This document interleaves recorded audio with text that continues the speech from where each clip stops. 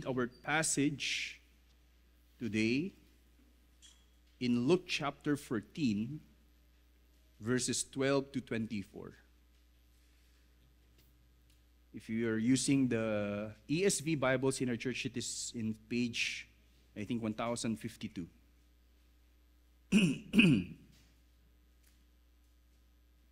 So Luke 14, verses 12 to 24. Church, hear the word of the Lord.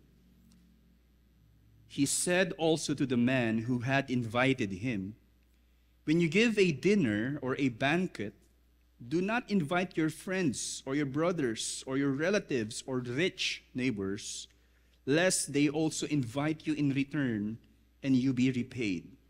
But when you give a feast, invite the poor, the crippled, the lame, the blind, and you will be blessed, because they cannot repay you. For you will be repaid at the resurrection of the just." When one of those who reclined at table with him heard these things, he said to him, "Blessed is everyone who will eat bread in the kingdom of God." But he said to him, "A man once gave a banquet and invited many. And at the time for the banquet, he sent his servant to say to those who had been invited, 'Come, for everything is now ready.' But they all alike began to make excuses. The first said to him, 'I have bought a field, and I must go out and see it. Please have me excused.'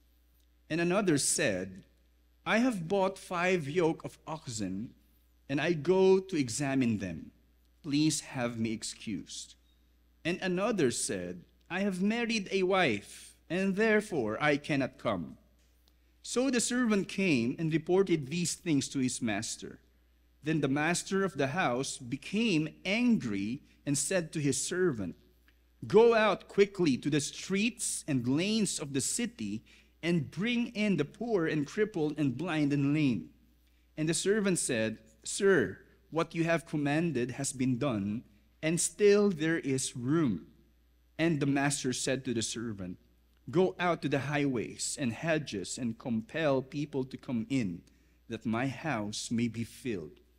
For I tell you, none of those men who were invited shall taste my banquet.'" Church, this is the word of the Lord. Amen. Sige po, makakaupo po tayo.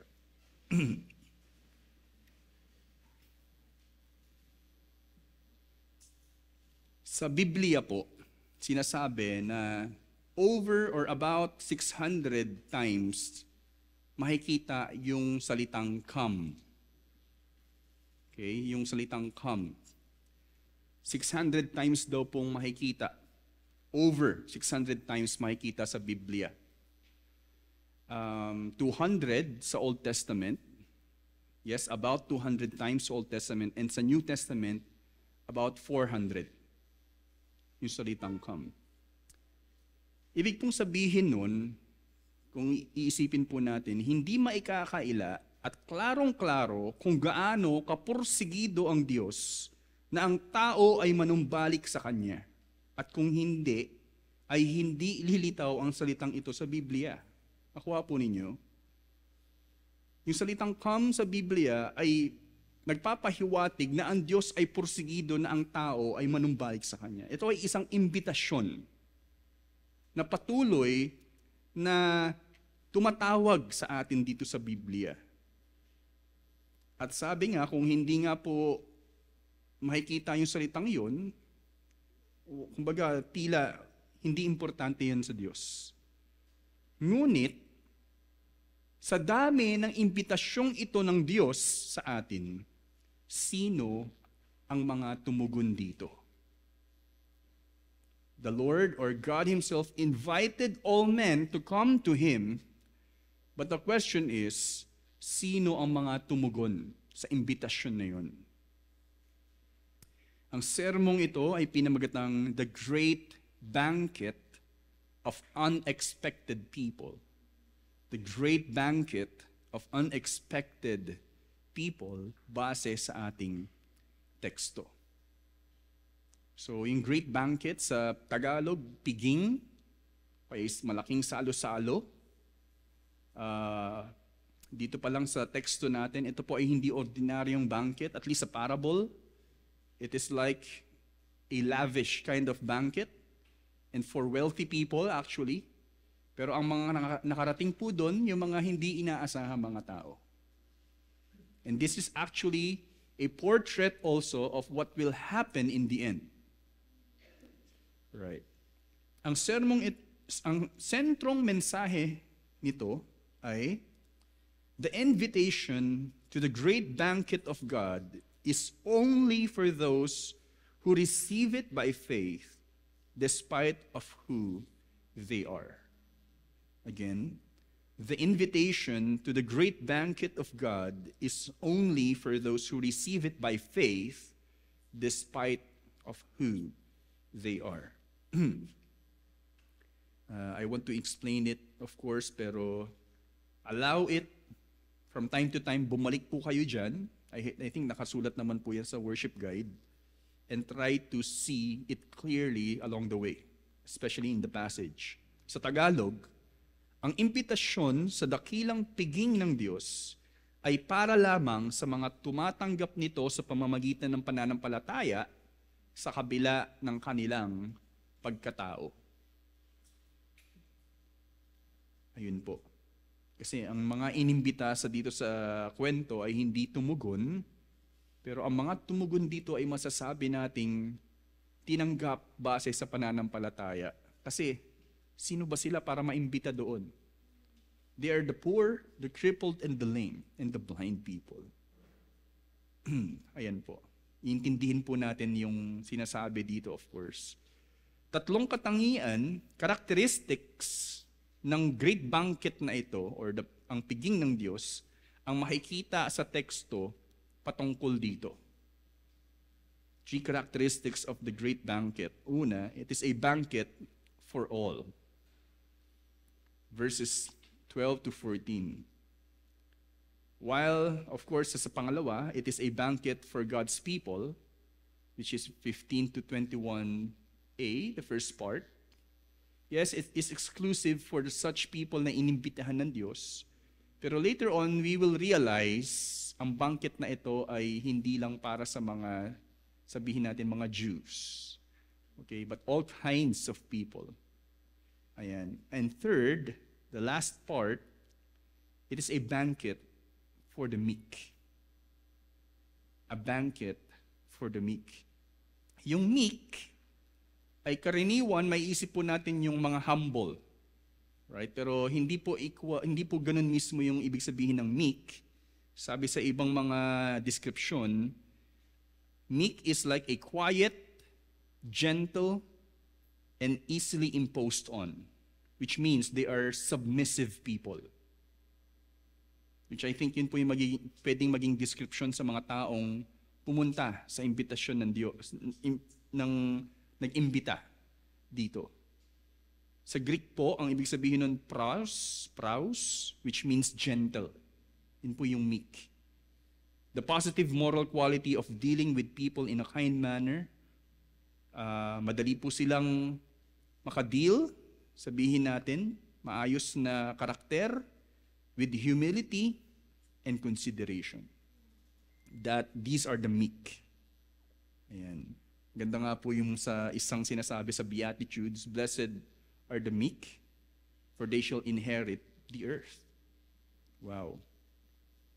So una, sige po, simulan natin sa una, which is a banquet for all. Verse 12 to 14. Matapos masabi ni Jesus ang parabulo ng isang kasalan in the previous verses, dahil sa pagnanais ng mga tao sa sandaling iyon na makaupo sa upuang pandangal sa kanilang kainan, sunod na nangyari sa verses 12. So nagpapatuloy lamang po tayo.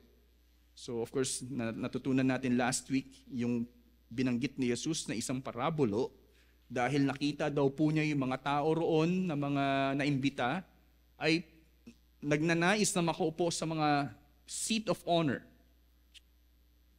So matapos nun, ito naman po yung sinabi niya. Verses 12 to 14, una, sinabi po niya, or sinabi dito, He also said to the man who had invited him, "When you give a dinner or a banquet, do not invite your friends or your brothers or your relatives or rich neighbors,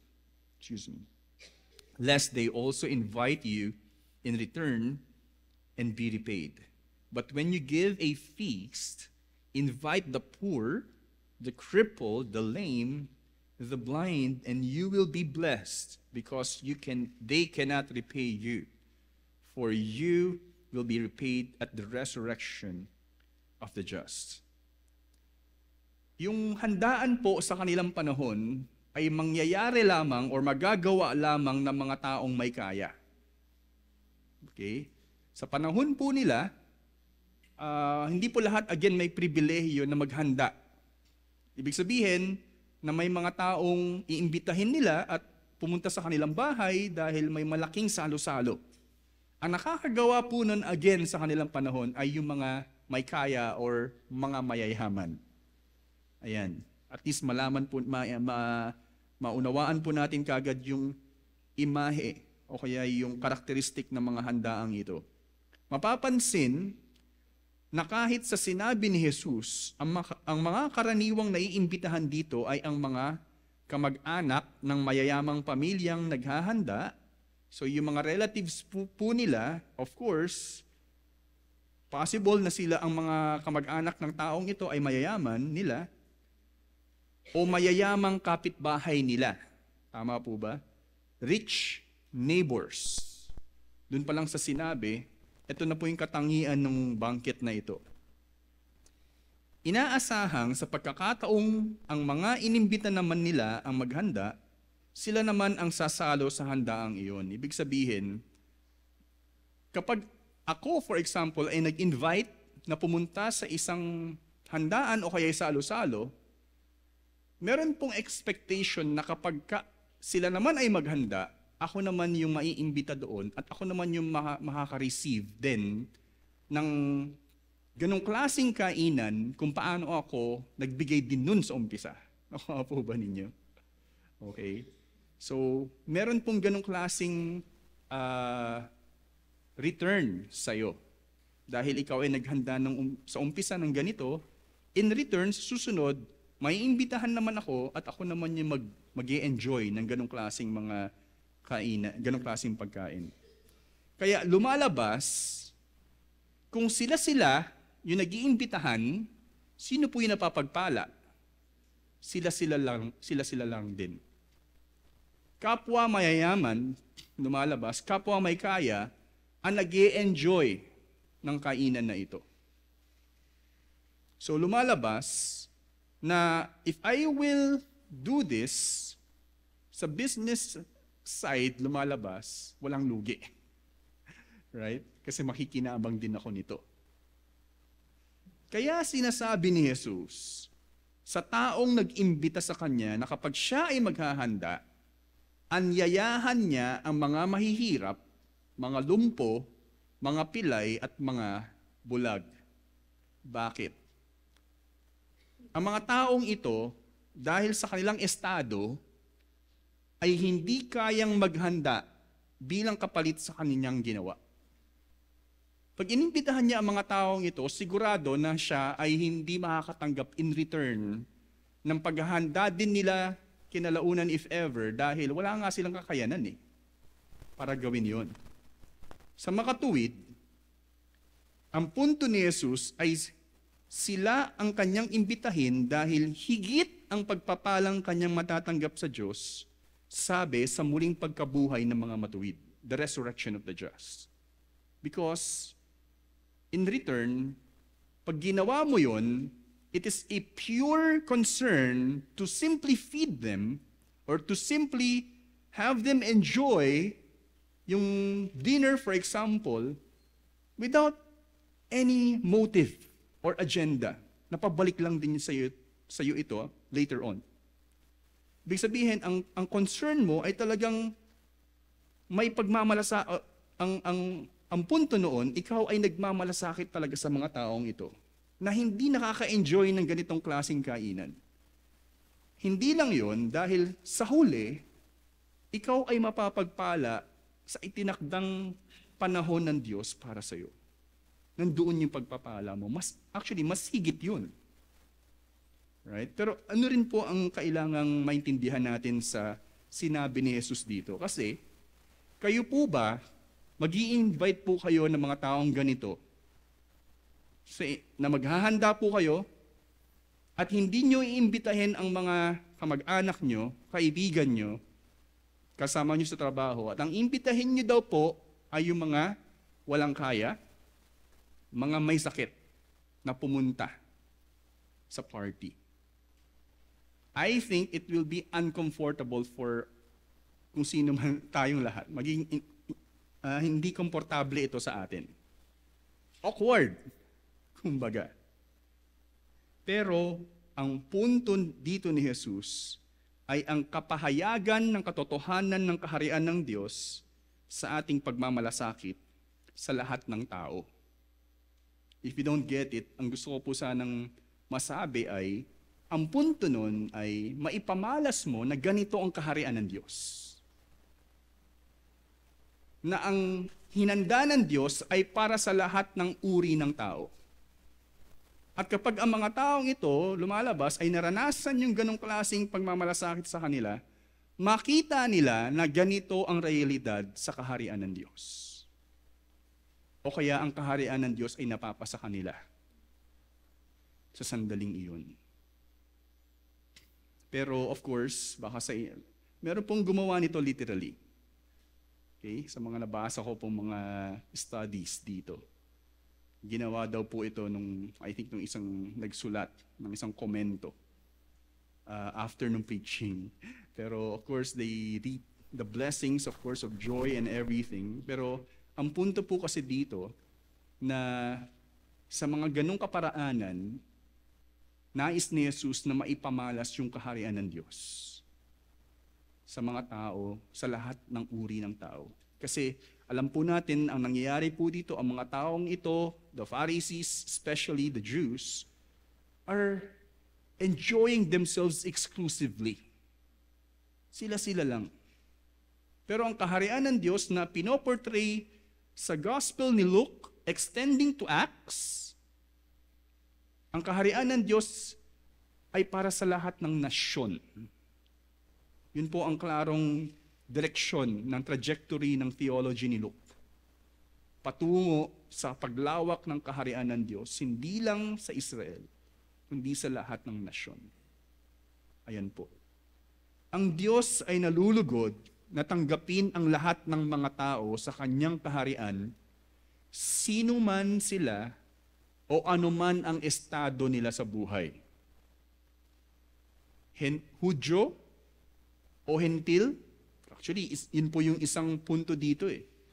Kasi yung mga taong ito, ang taas ng tingin sa kanilang mga sarili dahil sila ay nasa linya ng tinatawag na pamilya ng Diyos. At yung mga Gentile people, non-Jewish people, walang kwenta yung mga yan. Right? That's how they look to these people. May kaya sa buhay o wala, ay parte ng kaharian ng Diyos. Maayos ang buhay o nasa pagdurusa, yung iba po sa atin marahil ay komportable ang buhay, ang iba ay hindi. Maayos ang pamumuhay, ay may kaginhawaan man sa buhay o nasa pagdurusa. These are like the disabled people, let's say. Ang sino mang totoong kabilang sa kaharian ng Diyos, kung saan naghahari si Jesus sa kanyang buhay, ito po yung mga taong totoong kabilang sa kaharian ng Diyos, ay tatanggapin ang lahat ng tao ng may pagmamalasakit. Dahil sa higit na pagpapalang kaligtasan ng Diyos, lalo na sa hinaharap. This is expected to those who truly belong to the kingdom of God. Because this is the nature of the kingdom of God. And this is probably a shocking picture, especially for the Jews. Pero even probably for the evangelical world right now. That we are only katulad tayo ng parang mga horses, nakalimutan ko yung tawag doon, sa Bible study namin, nabanggit yon.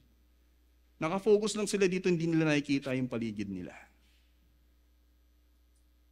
And the blessings, let's say, that we reap from the Lord, even spiritually, is only circling around the walls of the church.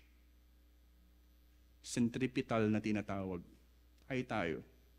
Hindi centrifugal, lumalabas. Both are important. Pero hindi lang dapat isa lang yun nangyayari. So it is a banquet for all people. We seek other people also to enjoy the blessings of the kingdom, especially yung salvation in Christ. Pangalawa po, continuing, it is a banquet for God's people. Though it is for all, meron din pong exclusivity for sure.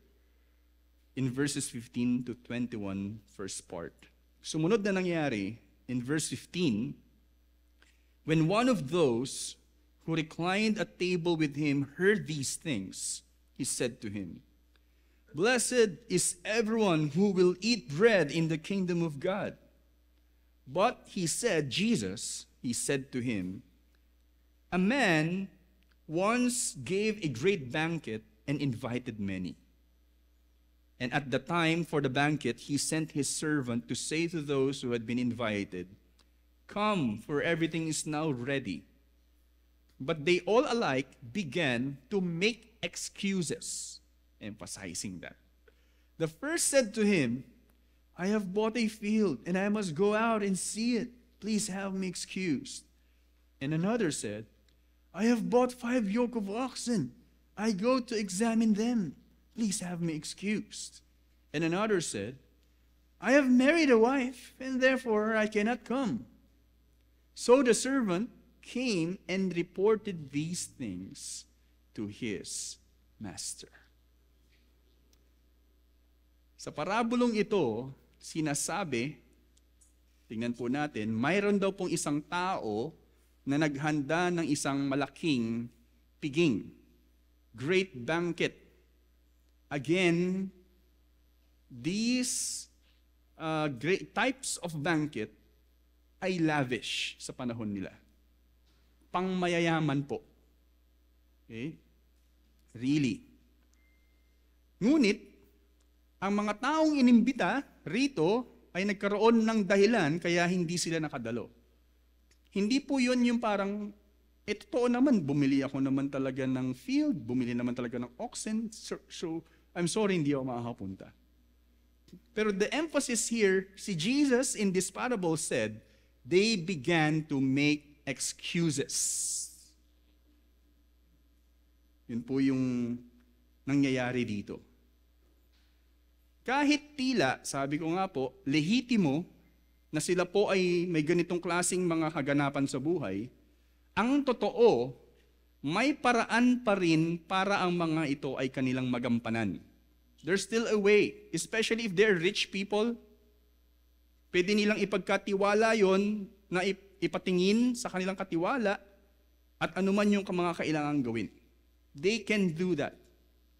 Ika nga po, kung gusto, kung ayaw, may dahilan. Simple, but it is really true. Ang mga ito ay pwedeng ipasuri sa kanilang mga katiwala at pwedeng magawa ang mga ito sa ibang araw. Pwede actually sa ibang araw gawin. Sabi dito ni Craig Kinner, patungkol sa verse 20, kung mapapansin po ninyo, actually, sinabi niya lang din po niya ito, nagpo-progress po yung level ng excuses. Sabi una dito, if you will follow po muna,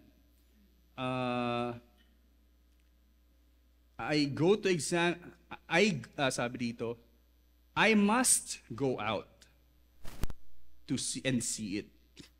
Pagdating sa pangalawa, I go to examine them. Hindi po parang ini-inform lang na I must go out. Sinasabi lang, I'm telling you, I go out. Talagang ako ay pupunta. Yung isa ang pinakamatindi, yung kinasal. Sinasabi na, therefore, I cannot come. Tumitindi po yung level ng excuses dito. Kaya sabi ni Craig Kinner in verse 20, patungkol dito, banquets generally lasted into the night. Wedding feast, ito po yung assumption ng nangyayari po dito kasi yung parallel na passage po nito ay nabanggit din sa Matthew 22. Wedding feasts were planned far in advance and the man should have known not to schedule two events at the same time. Kaya nga po yung mga wedding, for example, yung kapatid ko, sa December pa siya, so wala kami excuse. Right? Sabi niya, ito yung ako pa best man for sure. So wala akong excuse. So these people ay gumagawa ng paraan lumalabas dahil ayaw nilang pumunta. Ayaw nilang parangalan yung imbitasyon. Pinapahiwatig sa parting ito ng parabulo na ang piging ng Diyos ay partikular sa mga taong inimbita lamang ng Diyos. Yes, though it is for all types of people, pero merong invitation for particular people. Kuhaan po niya yung contradiction, pero parehas na totoo. Ngunit, ang mga taong inimbita, ito po, tulad ng mga Hudyo, ay nagkaroon ng mga dahilan para tanggihan ng imbitasyon, lalo't higit kay Jesus mismo. We have to go back to the context of this passage in chapter 14, hindi lang sa chapter 14, in chapter 13, ang series ng events na ni-record ni Luke ay patungkol sa conflict ni Jesus sa mga Pharisees. So, continuing in the theme, in the subject, ang ina-address po dito ni Jesus ay naparito ang Mesiyas, lalong-lalo na sa mga hinirang na tao ng Diyos. Pero ang mga hinirang na tao ng Diyos ay hindi tinatanggap ang totoong Mesiyas kahit sa mga ebidensyang pinamalas nito. This is true. The Jews themselves are rejecting Jesus Christ. Kaya ito po yung majority na interpretation ng mga scholars po dito. Para sa mga ito, hindi nila kailangan si Jesus. Para sa mga ito, hindi nila kailangan si Jesus. Ang hindi nila alam ay sa pamamagitan lamang ni Jesus, makakasalo sa piging na ito ng Diyos dahil ang kaharian ng Diyos ay patungkol sa paghahari mismo ni Jesus.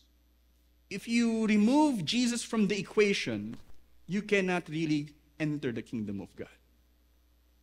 They don't realize that the one who invites them is the one that they really need to submit to para sila ay mapabilang dito.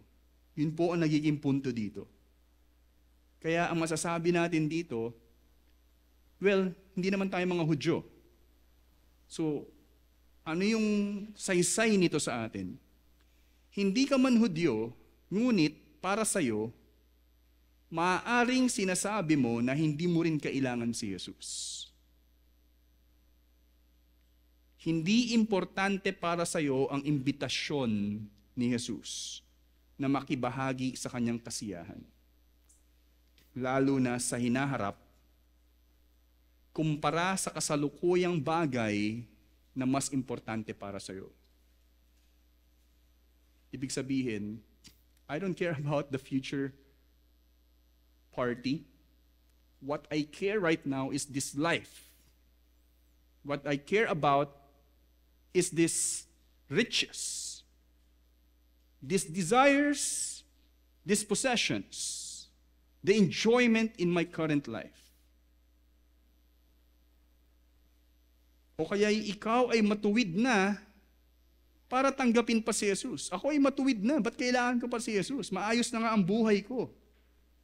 At ang mga bagay sa mundo ay mas kaaya-aya sa iyo sa kasalukuyan para bigyang pansin rin ang piging ng Diyos sa hinaharap. I already enjoying heaven here on earth. in the life that I have right now? Why do I need that kind of invitation?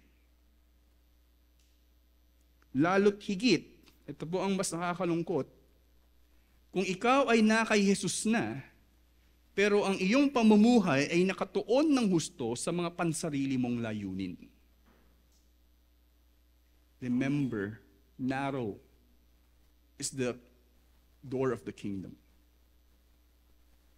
Patuloy na in-emphasize ni Jesus dito na kung ikaw ay susunod sa Kanya, you have to really be determined in following Him. Kung hindi pa po natin ma-nail down ng husto ito, next week mas lalo na. The cost of discipleship.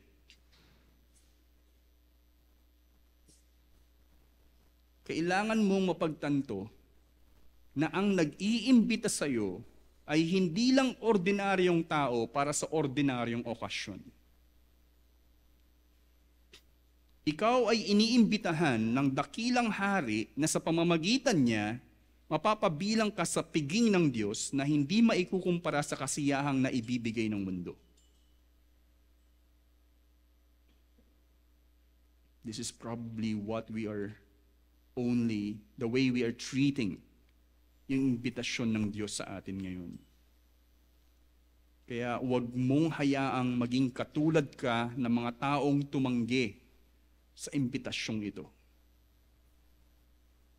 Don't be among these people who are simply rejecting the invitation of the great feast of Jesus Christ compared to the pleasures that they are enjoying right now. Gusto ko pa sanang sabihin sa huli, kasi sa huli ko sinabi, pero sabihin ko na rin ngayon, the imagery of feast in the Bible pertains to the salvation of God. Kaya hindi po ito literal na parang papunta lang tayo sa great feast. Pero that portrays the image about the salvation of God. Such a feast. Kaya when you reject this feast, you are rejecting the offer of salvation of Jesus Christ. So first, it's a banquet for all. Second, a banquet for God's people. Third, it is a banquet for the meek. When I'm looking at this or trying to connect what we learned last week, I think ang mga pumunta po dito sa ang mga nagparangal sa imbitasyon na ito ay ang mga taong walang kaya to the point na sila ay nagpapakumbaba in a way na tinanggap nila po yung imbitasyong iyon. Kaysa sa mga taong takes pride that they do not need to be part of the party. Especially sa sinabi sa verse 11, for everyone who exalts himself will be humbled, and everyone who humbles himself will be exalted. I think this is parallel doon po sa mga tao na nagparangal sa imbitasyong ito. Kaya ito po yung nakikita kong emphasis. Sa pagpapatuloy, sinabi sa verses 21 to 24, 21b to 24, the continuation,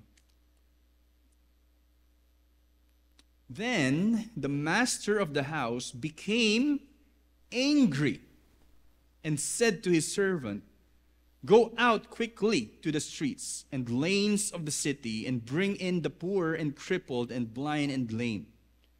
And the servant said, Sir, what you commanded has been done, and still there is room. And the master said to the servant, go out to the highways and hedges and compel people to come in, that my house may be filled.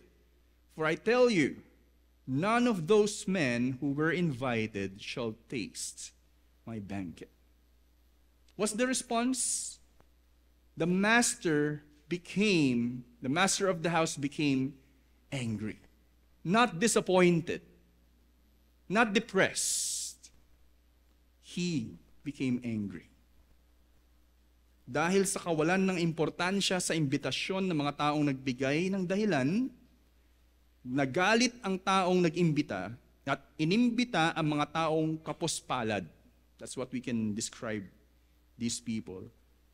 At hindi buo sa buhay because they are disabled para sa dakilang piging na ito. Ang hindi pag-unlak sa isang imbitasyon ng ganitong klaseng salo-salo ay isang malaking insulto sa kanilang panahon. Kaya they do practice yung respect sa bawat isa. They try to honor each other sa pamamagitan ng pag-unlak sa mga imbitasyong ito. That's why the emphasis here of Jesus, the genius of the parable is yung mga nag-imbita, ay yung mga tumanggi sa imbitasyon, ay isang pagbibigay diin ni Jesus na sobrang insulto talaga ito. At walang gagawa sa kanilang panahon nito. Pero sa istorya, yun ang naging pangyayari sa ginawa ni Jesus dahil para mapaangat yung value ng feast na ito. Ganito na nga, kagrabe yung hinandang salo-salo, tinanggihan pa ng mga taong ito. Such an insult. Ang mga tulad ng tao na nabanggit sa parabolo ay bihirang nakakapasok sa maayos na parte ng syudad. At kahit maimbitahan sa ganitong klaseng salo-salo. The poor, the blind, the lame, the cripple, sabi nga po ni Craig Kinner din, nasa labas daw ito ng syudad, out of the walls. So, the servant has to go out sa city para ang mga taong ito ay mapapasok. What's the picture there? What's the picture? The picture is they are cast out. They're not so-called belonging to a certain class of people. But the master of the house decided na ito ang imbitahin. Ito nga po, no, para mapilit ang mga ito, kinakailangan na kapwa alipin nila ang mag-imbita. Dahil katulad nila itong mababa ang estado. Ibig pong sabihin, the blind, the lame, the crippled, the poor are in low estate, at least in social status. Sino yung magkakaroon ng kaugnayan sa kanila? Yung servant of the house. Kaya sinasabi dito, compel them. Paano mako-compel? Through that servant. Slave actually. Nakapwa, mababa din yung estado at sila yung makakapag-compel na makapasok. Ang galing din ng mga details dito ng parable. Ang punto rito ay hindi ang kawalan ng mga bisita. Kumbaga, sa dulo wala naman palang pupunta, no? Hindi po yun. Hindi ang kawalan ng mga bisita sa inihandang piging ng Diyos sa hinaharap. Kaya kung sino-sino na lang ang inimbita na makasalo rito. That's not the point here. Na ang Diyos ay basta na lang nag-imbita ng kahit sino na lang.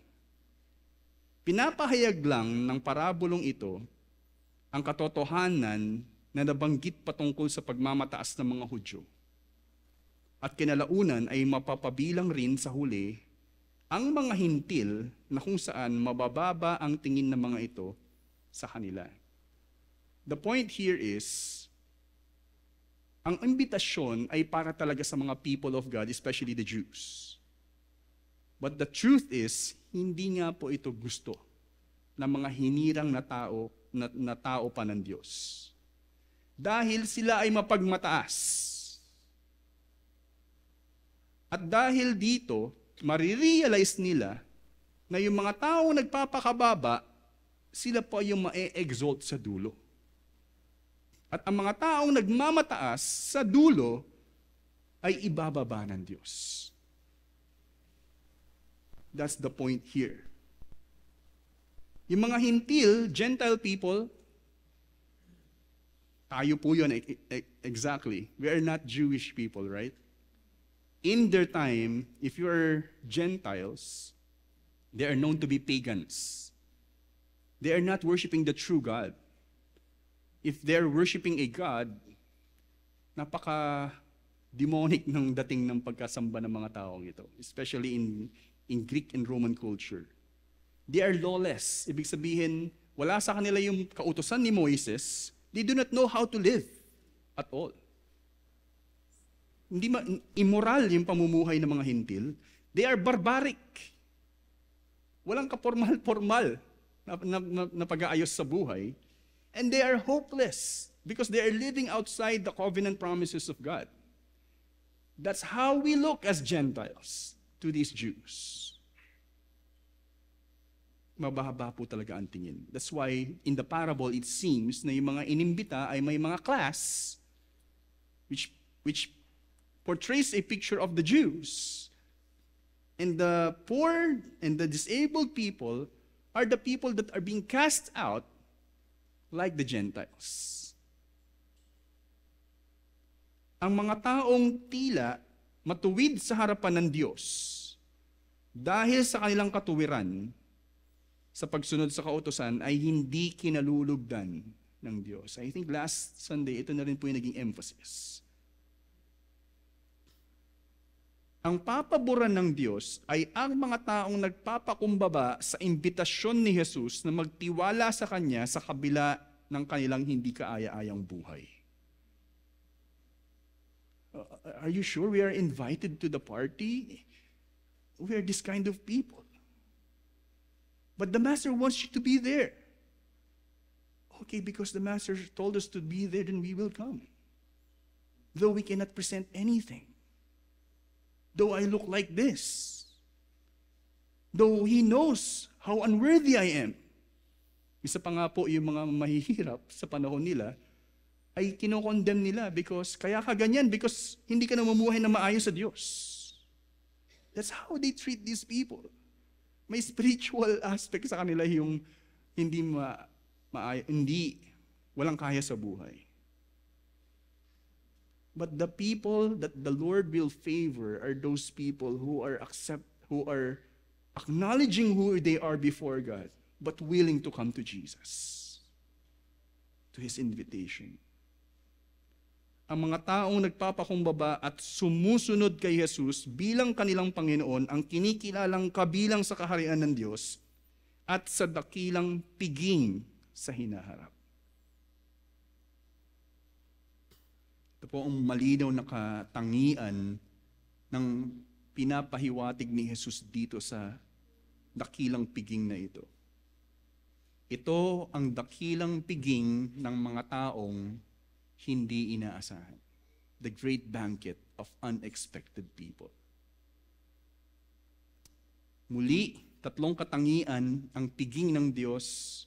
Katangian ng piging ng Diyos ang nakita natin sa teksto patungkol sa kanyang imbitasyon dito. First is, in verses 12 to 14, it is a banquet for all.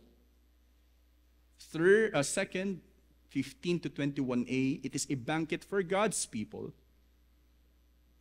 But third also, it is a banquet for the meek.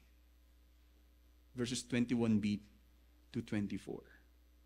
Alalahanin natin patuloy ang mensahe sa atin sa umagang ito. The invitation to the great banquet of God is only for those who receive it by faith, despite of who they are.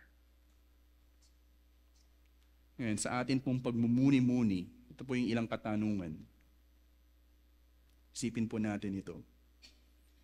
Pinapahayag mo ba ang katotohanan ng kaharian ng Diyos sa lahat ng tao at hindi lang sa mga taong kaaya-aya sa iyo? The basis here is yung parang ang ini-invite lang natin sa feast kuno ay yung mga taong kaaya-aya sa atin.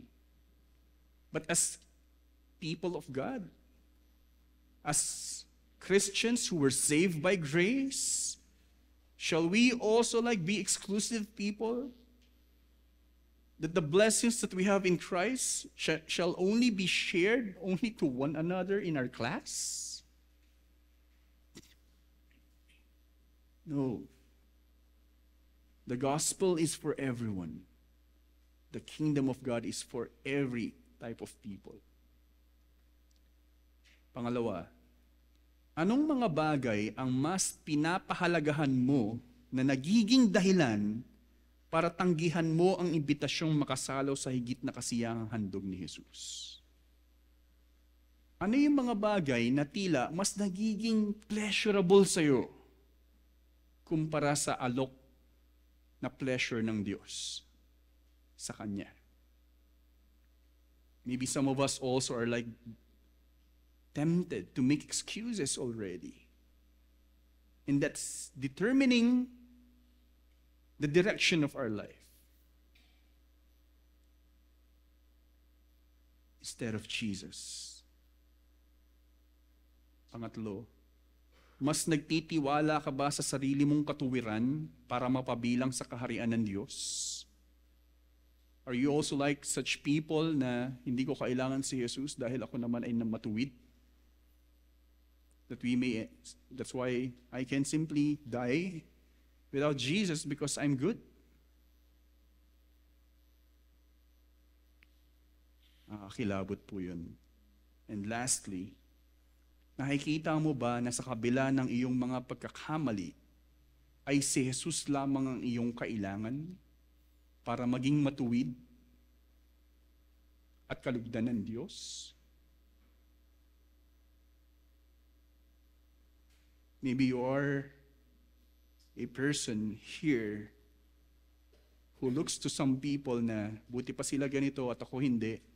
Buti pa sila maayos ang buhay, ako hindi. Buti pa sila ay namumuhay ng tapat sa Diyos at ako ay puno ng pagkakamali. And you thought, I do not belong here. But do you realize na para ikaw ay maging matuwid at ikaw ay kalugdan ng Diyos, kailangan mo lang si Jesus?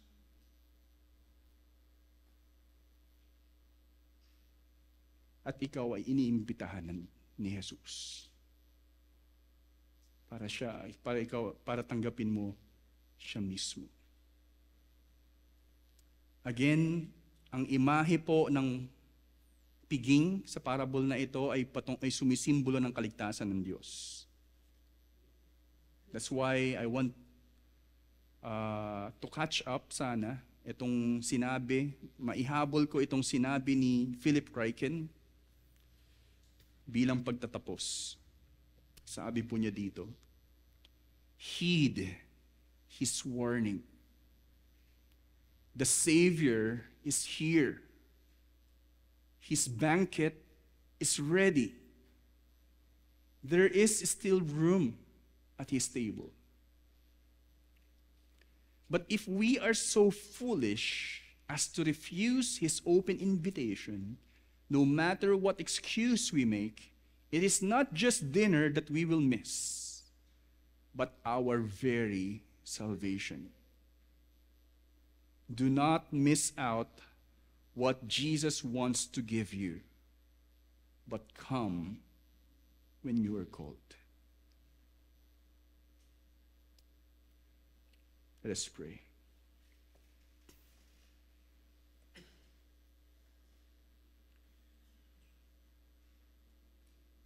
O Diyos, salamat sa katotohanan na unang-una, kami po ay hindi karapat-dapat sa inyo. Ngunit kayo ay naghahangad na kahit ang mga taong hindi kaaya-aya, karapat-dapat sa iyong paningin, ay mapabilang sa inyong kaharian, sa dakilang piging na ito. Sa buong kaganapan ng kaligtasan namin, O Diyos, dahil mismo kay Jesucristo. Kami po ay mga tao na alam po ninyo na patuloy lamang na binabali ang inyong kautusan. Hindi nagpupursige na mamuhay ng tapat sa inyo. Pero ang inyong grasya ay patuloy at pinipilit na kami ay manumbalik sa inyo. Salamat dahil ito ang inyong puso sa amin. Panalangin namin, O Diyos, na kahit sa sandaling ito, sa inyong pagtawag sa amin, ihanda niyo po ang aming mga puso. Baguhin mismo ang estado ng aming mga puso. Makita namin kung sino kayo, Jesus. Tanggapin kayo bilang Diyos, Panginoon at tagapagligtas. Magkaroon ng kapatawaran sa aming mga kasalanan. At mamuhay na ng may panibagong buhay. Tungo sa inyo. tungo sa panahon na makasama namin kayo, O Diyos, na mas higit sa anumang kasiyahan dito sa mundo. Salamat dahil nalulugod kayo sa mga taong nagpapakumbaba sa inyo, nagnanais na mapabilang sa inyong kaharian. Purihin kayo, O Diyos, at patuloy kayong mangusap sa bawat isa na bigyang halaga ang imbitasyon ito ni Jesus. Patuloy na maging kasangkapan na may ipahayag ang kaharian ng Diyos sa lahat ng tao. Salamat, O Diyos. Ito pong aming dalangin sa pangalan ni Jesus. Amen.